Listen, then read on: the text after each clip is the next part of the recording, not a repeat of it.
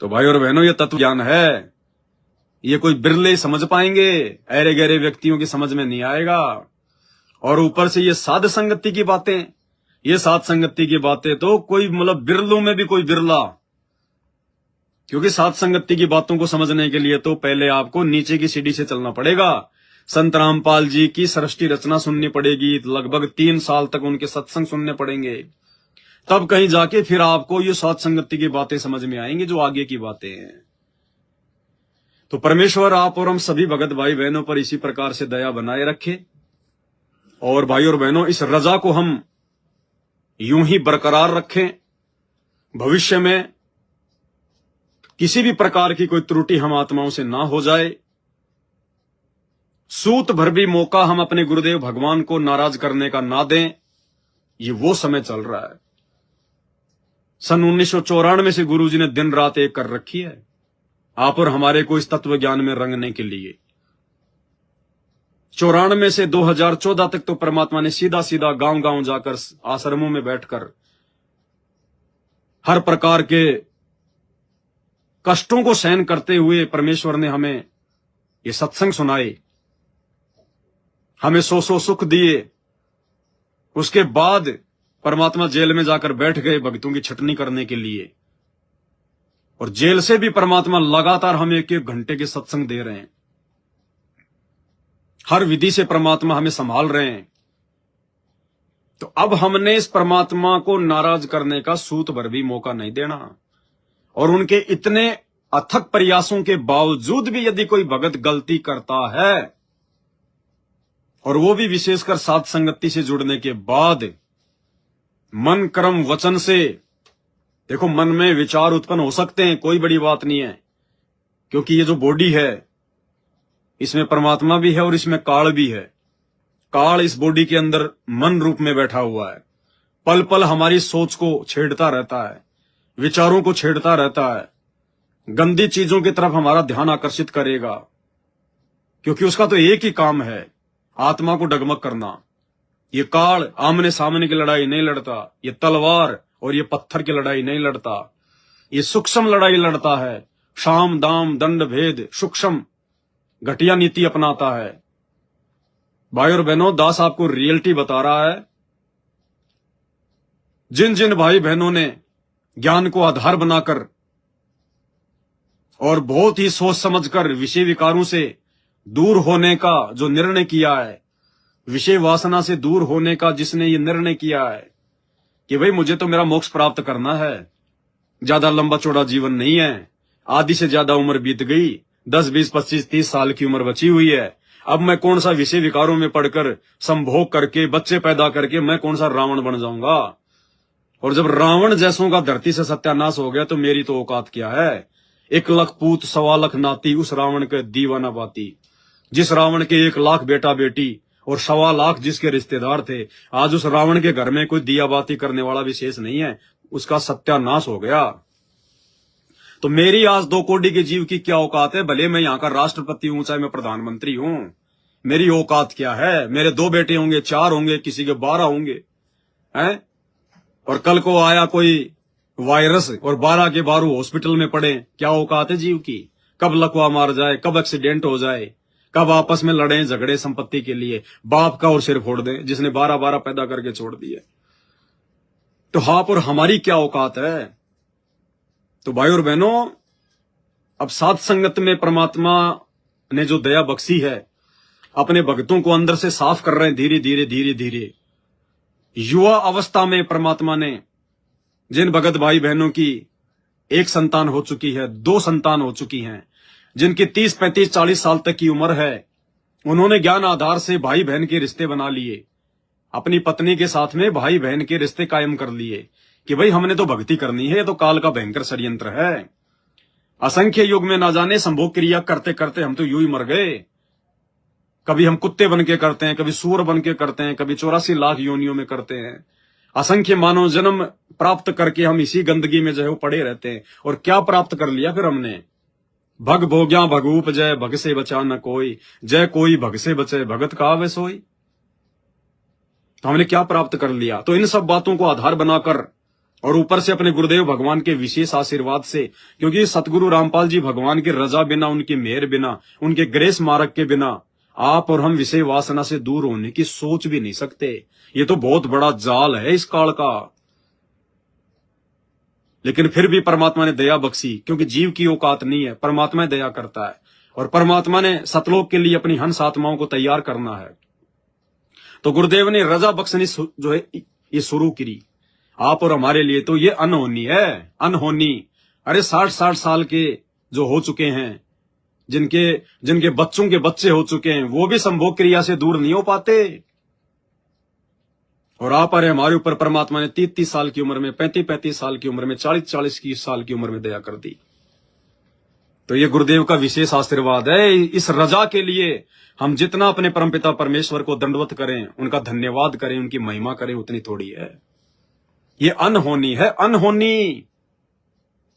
सबसे भयंकर जाल है।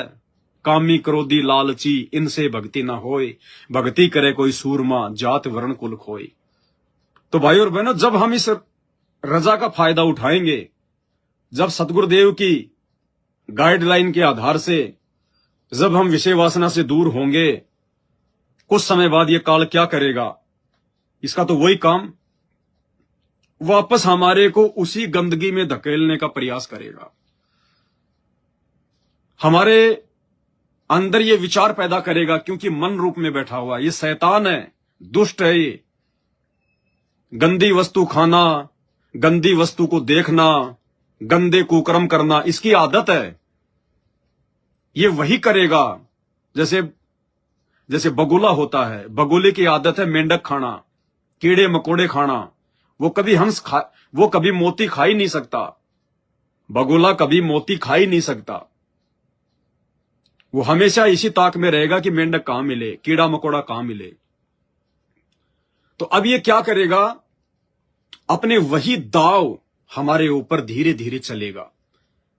जैसे आपने ज्ञान को आधार बनाकर अपने गुरुदेव भगवान को दंडोत करके कि हे परमात्मा, मुझ 2 कोड़ी के जीव की कोई औकात नहीं परमात्मा, मैं तो मिट्टी हूं, मिट्टी। परमात्मा भले मैं यहां का राष्ट्रपति हूं, लेकिन कोई औकात नहीं है, 2 कोड़ी का जीव हूं। भले आज मैं राष्ट्रपति हूं, प्रधानमंत्री हूं, 2 सेकंड में मुझे लकवा मार गया, मैं पैरालाइसिस हो गया। क्या है मेरा यहां पे, मुंह खुला का खुला रहेगा, मक्खी आएंगी जाएंगी। एरोप्लेन से जा रहे हैं, इंजन खराब हो गया, टेक्निकल प्रॉब्लम आ गई, हवाई जहाज गड़बड़ा गया, उसी में जल के मर जाएंगे। भले राष्ट्रपति हैं चाहे प्रधानमंत्री, क्या औकात है।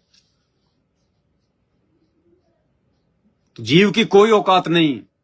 इस आधार से अपने आप को मिट्टी समझकर जब हम अपने गुरुदेव से प्रार्थना करके और जब हम इन विषय विकारों से दूर होते हैं, तो महीने, 2 महीने, 4 महीने तो ये काल कुछ नहीं बोलता।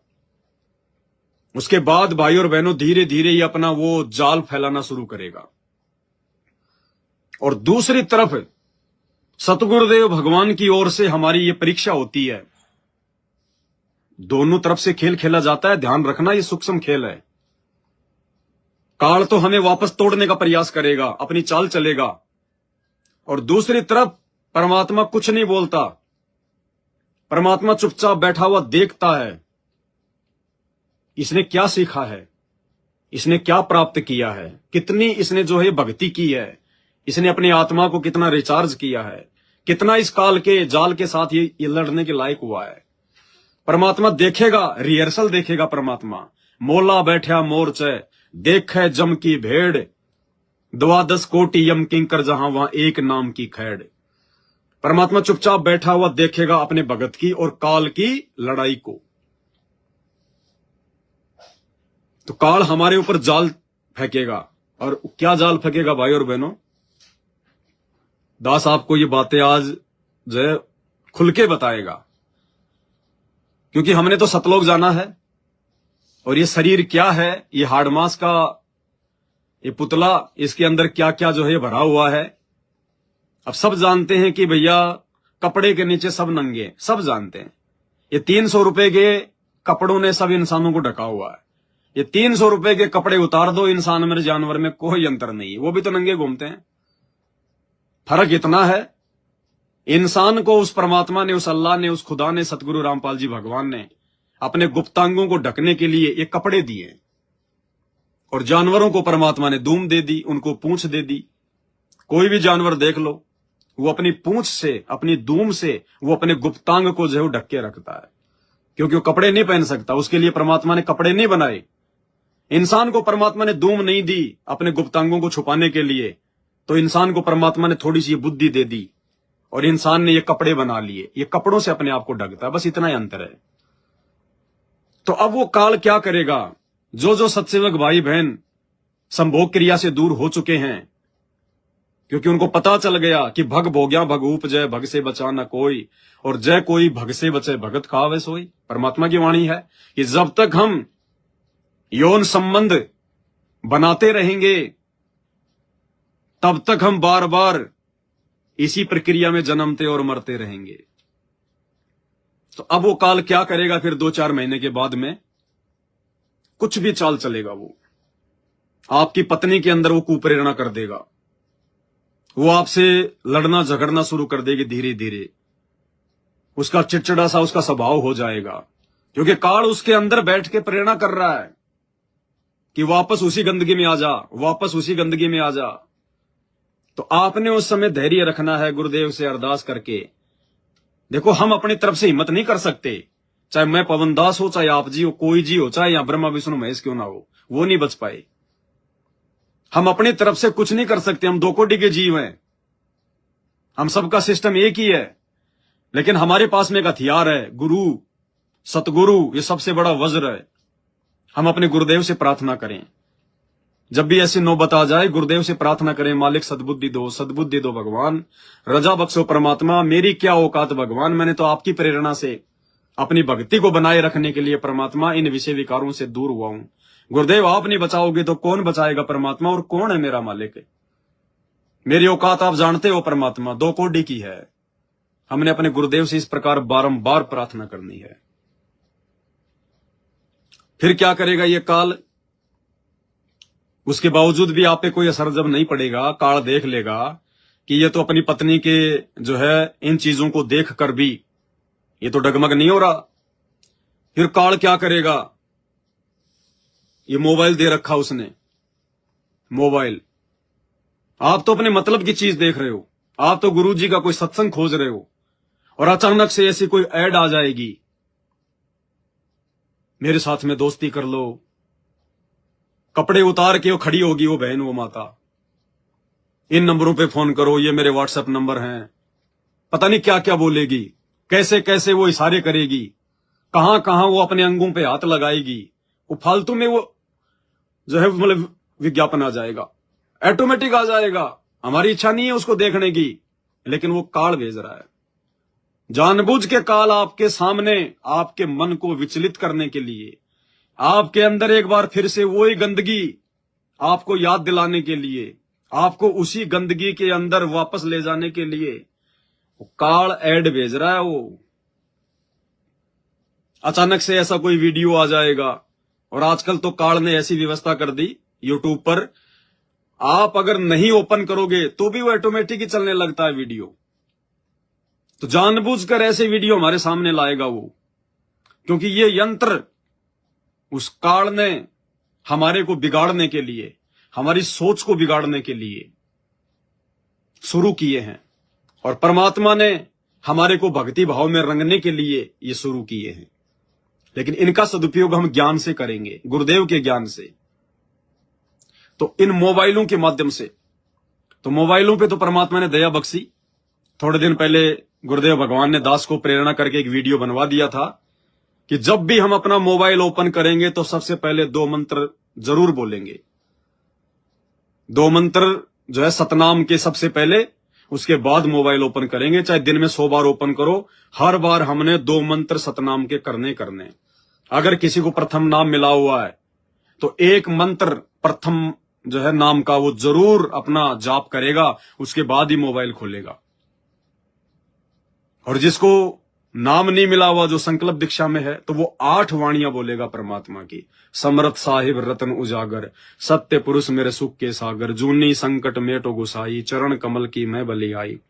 भाव भक्ति दीजो परवाना, साधु संगति पूर्ण पद ज्ञाना, जन्म कर्म मेटो दुख दुंदा, सुख सागर में आनंद कंदा, निर्मल नूर जहूर जहूरा, चंद्रगता देखो दीदारा, पिंड प्राण जिन देने दाना, गरीब दास जाकू कुर्बाना। ये 8 वाणियां वो जरूर बोलेगा, उसके बाद ही मोबाइल ओपन करेगा। उसके बाद में यदि उसने यूट्यूब पे कोई वीडियो देखना है, गुरुजी से संबंधित वीडियो छोड़कर, गुरुजी के सत्संगों को छोड़कर, सात संगति को छोड़कर, सतलोक आश्रम वालों के जो है मतलब वीडियो को छोड़कर, यदि उसने और कोई भी वीडियो देखना है, राजनीति का, पॉलिटिक्स का, और किसी जानकारी का, दूसरे संतों का, तो कोई भी यूट्यूब पर वीडियो ओपन करने से पहले या फेसबुक पर वीडियो ओपन करने से पहले उसने सबसे पहले 10 मंत्र सतनाम के करने ही करने हैं। अगर उसको प्रथम नाम मिला हुआ है तो 5 मंत्र उसने प्रथम नाम के करने ही करने हैं। उसके बाद ही वो कोई वीडियो देखेगा यूट्यूब पर जाकर। और एक वीडियो उसने देख लिया, मान लीजिए अपने मतलब का, पहले उसने जाप कर लिया, फिर यदि उसने दूसरा वीडियो देखना है तो फिर से वही 10 मंत्र सतनाम के, 5 मंत्र अगर उसको प्रथम नाम मिला है तो प्रथम नाम के, और यदि संकल्प वाला है तो समर्थ साहिब वाला शब्द बोल के, तो ही हम वो वीडियो देखेंगे। चाहे लाख वीडियो देखो, हर वीडियो को देखने से पहले आपने उतने मंत्र करने ही करने। तो परमात्मा ने अंकुश लगा दिया। ये दास जहां पहले 2-2, 3-3 घंटे अपना समय बर्बाद किया करता था यूट्यूब पर वीडियो देखने के लिए, आज बड़ी मुश्किल से दास 5 मिनट भी यूट्यूब पर नहीं जाता है। 5 मिनट भी, आज 2 महीने हो गए, दास 5 मिनट भी यूट्यूब पर नहीं जाता है। कोई कोई दिन तो ऐसा निकलता है दास यूट्यूब खोलता ही नहीं है, क्योंकि परमात्मा ने अंकुश लगा दिया। अब तो ऐसे हम वो गंदगी देखने से भी हम बचेंगे। अपने गुरुजी से संबंधित कोई भी वीडियो, सत्संग का, सात संगति का, या सतलोक आश्रम मैनेजमेंट हरियाणा वालों का, आप चाहे यूट्यूब खोलो चाहे फेसबुक खोलो, कोई दिक्कत नहीं, आपको मंत्र जाप करने की आवश्यकता नहीं है। लेकिन जगत वाला यदि आपने कोई वीडियो देखना है यूट्यूब पर, फेसबुक पर, इंस्टाग्राम पर या ट्विटर पर, किसी भी सोशल मीडिया एप्लीकेशन पर, तो आपने 10 मंत्र कम से कम सतनाम के, यदि सतनाम प्राप्त है तो 5 मंत्र कम से कम प्रथम मंत्र के, यदि आपको प्रथम मंत्र प्राप्त है तो, और यदि आप संकल्प दीक्षा में हैं तो समर्थ साहिब वाली वो लाइन एक बार। तो भाई और बहनों के ऊपर परमात्मा ने अंकुश लगा दिया। लेकिन फिर भी भाई और बहनों, कुछ ऐसी अश्लील ऐड वगैरह आ जाती हैं, तो वो काल का सूक्ष्म जाल है, वो भयंकर जाल है उस काल का। वो यादें, वो गंदी यादें वो तरोताजा करना चाह रहा है। और जीव की आदत है, क्योंकि परमात्मा ने बताया ये जो शरीर है ये कंप्यूटराइज है, ये किसी इंसान का बनाया हुआ नहीं है, ना इंसान इसको बना सकता। इंसान तो सैकड़ों वर्षों से ढंग का एक रोबोट नहीं बना पाया, ये कहां से बना देगा इंसान? ये परमेश्वर का बनाया हुआ है। और आज से पहले ये शरीर परमात्मा ने बनाकर इस काल को सौंप रखा था, तो ज्यादा जो अधिकार था इस काल का, इस मन का है। तो ऐसा सिस्टम है, वो गंदी चीजें जैसे हम देखेंगे तुरंत मन उन चीजों में दौड़ता है, तुरंत उनको कैच करने का प्रयास करता है, उन चीजों को तुरंत अपने ऊपर धारण करने का तुरंत जो है वो प्रयास करता है। कोई नंगी माई बहन आ गई, उसको देखकर तो तुरंत शरीर में पता नहीं क्या हो जाएगा। और गुरुजी की फोटो, भगवान की फोटो देखेंगे तो कुछ महसूस ही नहीं होता। क्यों? क्योंकि अभी तक हमारे इस कंप्यूटर पे इस मन का अधिकार ज्यादा है। तो वो इस मोबाइल के माध्यम से धीरे धीरे हमारे को उस गंदगी में ले जाने का प्रयास करेगा। एक समय के बाद जब यहां भी उसकी दाल नहीं गलेगी, फिर वो क्या करेगा? दास आपको रियलिटी बता रहा है भाई और बहनों, और ये बातें जब तक हमें नहीं पता चलेंगी कि भाई ये तो काल का षड्यंत्र है, क्या वो इस प्रकार से भी वो कर सकता है, फिर हम क्या करेंगे भाई और बहनों? हमारे मन में किसी के प्रति कोई जो है गंदी वासना नहीं है। परमात्मा कहते हैं कि पर नारी को देखिए बहन बेटी के भाव, कहे कबीर काम नाश का यही सहज उपाय। इस काम वासना के ऊपर विजय प्राप्त करने का अपनी पत्नी के अलावा, यदि आप अभी तक अपनी पत्नी से शारीरिक संबंध में हैं, तो अपनी पत्नी के अलावा आपने दूसरे की बहन बेटी को अपनी बहन बेटे की नजर से ही देखना है। और दूसरी मार्केट में कोई टैबलेट नहीं है कि वो खा लोगे तो दूसरे की मां बहन आपको अपनी मां बहन नजर आएंगी, नहीं। तो उसके बाद फिर ये काल क्या करेगा? जब हम अपनी पत्नी को भी अपनी बहन की नजर से देखना शुरू कर देंगे, विषय वासना से दूर हो जाएंगे, फिर अगली चाल ये क्या चलेगा, आप कहीं जा रहे हैं, आप केवल अपना कोई मंत्र जाप कर रहे हैं, अपना कोई शब्द गा रहे हैं, आपको दुनियादारी से कोई लेना देना नहीं है। अचानक से आपकी नजर यूं चली गई साइड में, अचानक से चली गई, और उधर मान लीजिए कि किसी का कोई मकान है। तो भाई और बहनों, जैसे हमारी नजर गई, ये काल ने ऐसी टाइमिंग सेट कर रखी है, जैसे ही हमारी उधर नजर जाएगी, ऐसे नॉर्मली स्वाभाविक तुरंत जैसे हमारी यूं नजर गई, उसी समय एक बहन बाथरूम करने के लिए जो वो नीचे बैठेगी। उसी समय एक बहन उधर किसी मकान की दीवार के साथ में या वैसे तुरंत अपने वो कपड़े उतार के वो बाथरूम करने के लिए नीचे बैठेगी। ये काल की सूक्ष्म चाल है। उसने ऐसी टाइमिंग सेट कर रखी है, हमारी नजर तुरंत वहां जाएगी। नहीं, हम तो जा रहे थे, हम तो सीधे सीधे, लेकिन उसने ऐसी टाइमिंग सेट करी, उस बहन का बाथरूम करने के लिए नीचे बैठना हुआ, और काल ने मन रूप में तुरंत हमारी उधर जो है वो नजर कर दी।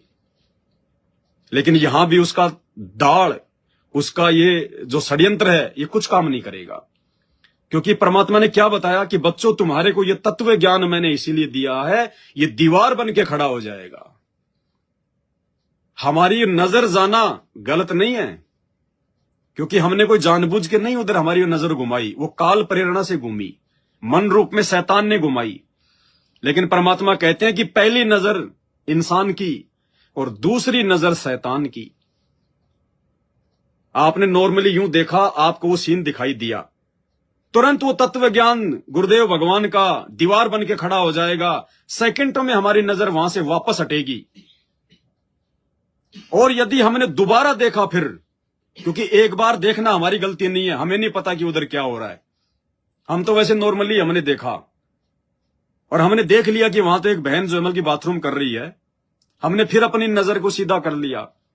उसके बाद ये मन अंदर कुप्रेरणा करेगा, बार बार चाहेगा कि फिर से देख, फिर से देख। क्यों? क्योंकि दूसरी नजर इंसान की नहीं है, फिर वो शैतान की नजर है, फिर उसका दंड भोगना पड़ता है उस नजर का। ये ऐसी ऐसी घटिया हरकतें करता है ये मन, ऐसी ऐसी घटिया हरकतें। आप बाजार में जा रहे हो या वैसे आप रोड पे जा रहे हो, और आपके साइड में या कहीं और कोई मां बहन है, कोई युवा, वो चल रही है। आपका मकसद कोई माता बहनों को देखना नहीं है, ना हमारी कोई इच्छा है उनको देखने की, वो तो हमारी मां बहन है, सब उसी परमात्मा की, उसी अल्लाह के हम बच्चे भाई बहन हैं। क्योंकि हमें तो गुरुदेव ने बता दिया कि बच्चों, तुम सब सतलोक से आए हुए हो। आज चाहे तुम हिंदू हो, मुसलमान हो, सिख हो, ईसाई हो, काल ने तुम्हारे को आपस में जो अमल की भ्रमित कर रखा है। तुम सब एक ही परमात्मा की संतान हो, और इस तत्व ज्ञान से तुम इस भेद को समझ पाओगे। दूसरा धरती पर कोई समाधान नहीं है। तो हमारी ऐसी कोई इच्छा नहीं है उनको देखने की, लेकिन नॉर्मली आदमी की सीधी नजर तो रह नहीं सकती हमेशा। इंसान की आदत है थोड़ा इधर उधर भी देखता रहता है। तो जैसे ही हमने उधर देखा, उसी समय काल ने ऐसी टाइमिंग सेट कर रखी है, जैसे ही हमारी नजर उधर गई नॉर्मली, ऐसे ही उसी समय वो बहन जो हमारे से 20-30 फुट की दूरी पर है, और उसने ऐसे वस्त्र पहन रखे हैं, उसने लेगिंग पहन रखी है, टाइटी पहन रखी है उसने नीचे, और उसी समय कोई हवा का झोंका आया और उसने टाइटी के ऊपर अपना जो, जिसको बल्कि जम्फर बोलते हैं, जिसको कुर्ता बोलते हैं, उसका जो कुर्ता होता है वो पीछे से उठ जाता है। उसी समय उसका जो कुर्ता होता है वो पीछे से हवा के झोंके से उठ जाता है। और काल हमें उसी समय टाइमिंग सेट कर रखी है, तुरंत हमारी जो नजर उधर कर देगा, और उसके जो अंग हैं उनके ऊपर हमारी वो नजर जाएगी। काल चाहता है कि ये इन अंगों को देखकर आकर्षित हो जाए, क्योंकि काल भी सतलोक में दुर्गा के अंगों को देखकर ही आकर्षित हुआ था। उसी गलती की सजा उसने पाई। तो काल को मालूम है कि यह सबसे बड़ी गलती है, इस गलती की सजा परमात्मा माफ नहीं करता। व्यभिचार की, दुराचार की सजा परमात्मा माफ नहीं करता। काल को पता है कि तूने भी सतलोक में यही गलती करी थी। इन आत्माओं को अगर नीचे डुबोना है, इनको अगर मारना है, इनको अगर यही गधा कुत्ता सुअर बना के रखना है, इनके गुरु की नजरों में इनको गिरा के रखना है, तो इनसे भी वही गलती करा जो गलती तूने सतलोक में की थी। क्योंकि यहां पे स्त्री और पुरुष इस काल में बना दिए, और स्त्री के अंदर इसने इतनी वासना भर दी, उसके अंगों को इसने इसी प्रकार से डेवलप कर दिया कि देखते ही आदमी मतलब वासनाग्रस्त हो जाता है। ऐसे ऐसे मतलब जो सिस्टम है इसने स्त्री और पुरुष के शरीर में फिट कर दिए, माइनस और प्लस बना दिया। तो ये तो स्वाभाविक है भाई, अपोजिट जेंडर है, अपोजिट सेक्स है, एक दूसरे के प्रति आकर्षित होना तो यहां पे स्वाभाविक सी बात है। तो वो टाइमिंग काल सेट करके रखता है। उस बहन का वो कुर्ता हवा से ऊपर हुआ, तुरंत हमारी नॉर्मल वहां नजर गई, लेकिन उसी समय गुरुदेव भगवान का तत्व ज्ञान, यदि हम मर्यादा में हैं और यदि हमारा मकसद यदि मोक्ष प्राप्ति का है, तो उसी समय वो परमात्मा का तत्व ज्ञान दीवार बन के खड़ा हो जाएगा कि पर नारी को देखिए बहन बेटी के भाव, कहे कबीर काम नाश का यही सहज उपाय। हमारी नजर तुरंत वहां से हट जाएगी। और यदि हमने दोबारा फिर देखा, हमारे अंदर से मन शैतान ने यदि वो सीन दोबारा से देखने का इच्छा जाहिर की, वो करेगा, बार बार करेगा कि फिर देख फिर देख, क्योंकि वो मन रूप में बैठा हुआ है। लेकिन हमने दूसरी नजर उठाकर नहीं देखना, ये गलती नहीं करनी। हमने उससे संघर्ष करना है, लड़ना है हमने उससे अपने गुरुदेव के ज्ञान आधार से। इसको कहते परमात्मा तप, कि सत भक्ति में भी भगत का जो है वो तप बनता है। ये मानसिक तप है हमारा। काल हमारे को दुखी कर रहा है, मानसिक तौर पर परेशान कर रहा है कि देख देख देख, गंदी वासना भर रहा है। लेकिन हमें अपने गुरुदेव के ज्ञान को आधार बनाना है कि पर नारी को देखिए बहन बेटी के भाव। भाई, जब तूने अपनी स्त्री को अपनी बहन बना लिया और दूसरी माता बहनों के शरीरों के ऊपर तू बुरी नजर डालेगा, तो भगवान का महादोषी बन जाएगा। फिर तो तू ढोंग कर रहा है, तू तो जो अमल की दिखावा कर रहा है। अंदर से तू साधु बना हुआ है, ऊपर से तू ढोंग कर रहा है, तेरे अंदर वही बकवाद भरी हुई है। फिर क्यों छोड़ी फिर तूने अपनी औरत? परमात्मा कहते ना, एक रांडी त्याग दीनी 5 रांडी गैल बे। सुखदेव ऋषि ने शादी नहीं करवाई ये सोचकर कि विषय वासना में पड़ जाऊंगा। तो परमात्मा ने कहा तूने एक रांड तो छोड़ दी, एक औरत तो तूने छोड़ दी, तूने शादी नहीं करी, लेकिन 5 रांड तो तेरे अंदर है, काम क्रोध लोभ मोह अहंकार। तो ये काल ऐसी ऐसी घटिया चाल चलेगा। इसलिए हम सत्सेवक भाई बहन साध संगति के माध्यम से गुरुदेव के आशीर्वाद से बार बार यह संदेशा देते हैं कि यदि आप सतगुरु रामपाल जी भगवान के शिष्य हैं, उनकी शिष्या हैं, तो आपने ढीले ढाले कपड़े पहनने हैं। आपने अपने अंगों का व्यर्थ में जो है कोई प्रदर्शन नहीं करना। आप परमात्मा के लिए कोई मनोरंजन का साधन नहीं है। माता बहनों ने जींस नहीं पहननी, माता बहनों ने ये टाइटी नहीं पहननी, ये लेगिंग वगैरह नहीं पहननी, नीचे कोई टाइट कपड़ा नहीं पहनना।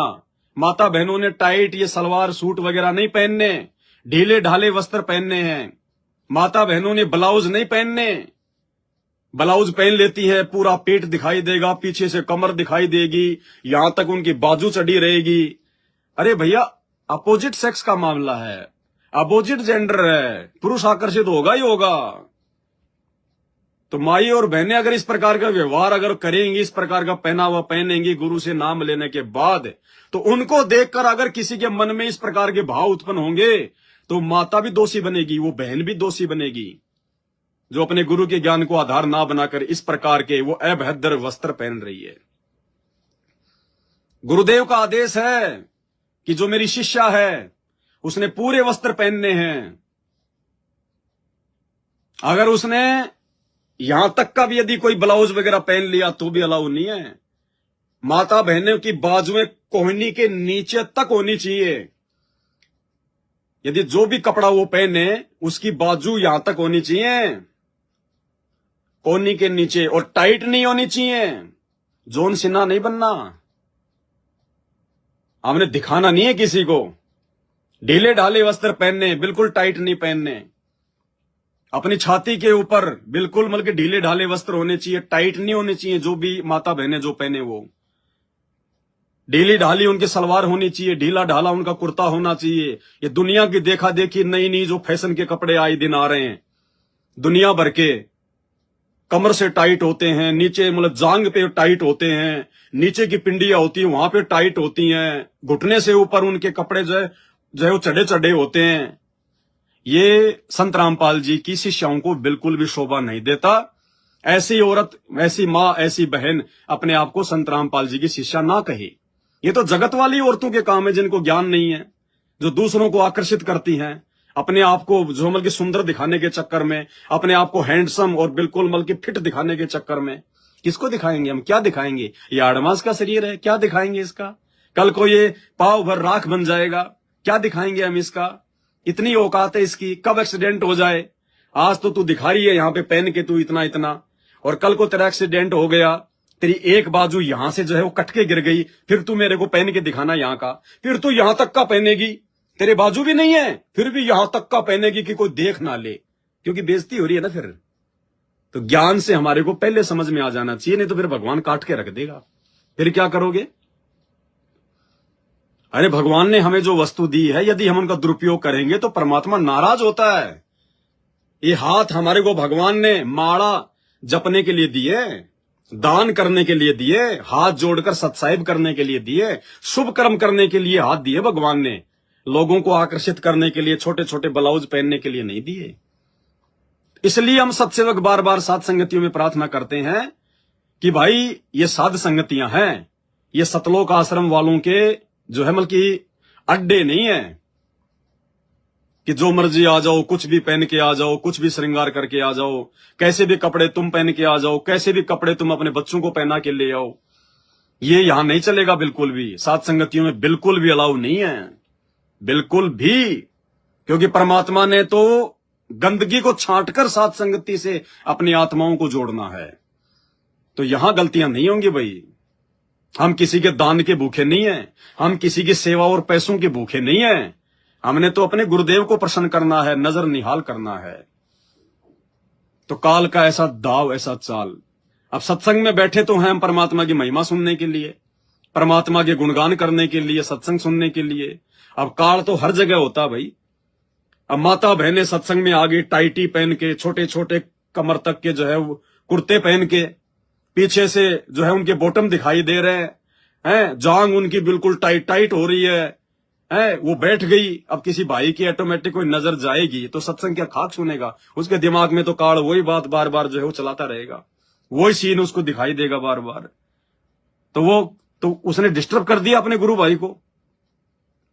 अरे सत्संग में आते, नाम लेते, हम कोई देवता थोड़ी बन गए। परमात्मा कहते हैं मानुष से देवता की और करत न लागी बार। समय लगता है, टाइम लगता है हमारे को भगत बनने में, इन चीजों को अपने अंदर धारण करने में। इसलिए चाहे भाई हो, चाहे बहन हो, चाहे माता हो, हमने अपने गुरुदेव के वचन अनुसार चलना है। हमने अच्छे और सभ्य जो है कपड़े पहनने हैं, ढीले ढाले कपड़े पहनने, पूरे शरीर पे कपड़े पहनने हैं। हमेशा हमने अपने सिर पर और अपने जो है मतलब छाती के ऊपर हमने कोई मतलब चुन्नी रखनी है, कपड़ा डाल के रखना है। फूहड़ता नहीं दिखानी, अश्लीलता नहीं दिखानी हमने बिल्कुल भी।